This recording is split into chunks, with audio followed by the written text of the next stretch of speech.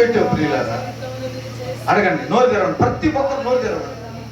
దావీదు చేసే ప్రార్థన ఏం చేస్తున్నాడో అర్థం కావట్లేదు. దావీదుకి కొండల వైపు చూసి ప్రార్థన చేస్తున్నాడండి, దేవుని వైపు చూసి ప్రార్థన చేయకుండా. కొండలతో నీకే పని?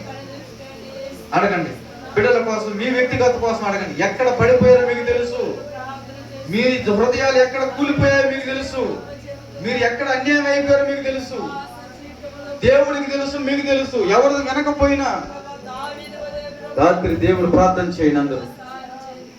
అందరూ ప్రార్థన చేయండి. అడగండి, వెలిగితే అడగండి. ప్రభు,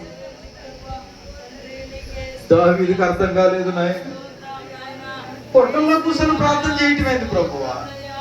సింహాసనం ఇస్తే దాన్ని వదిలిపెట్టి ఒక పాపం కోసం, ఒక తుచ్చలమైన పాపం కోసం సింహాసనం వదిలిపెట్టి కొండలోకి వచ్చేసాడయ్యా దావీదు. మరి నా పరిస్థితి ఏంటి నాయన? మరి నా జీవితం పరిస్థితి ఏంటి ప్రభువా? ఎంత వాక్యం విన్నా హృదయం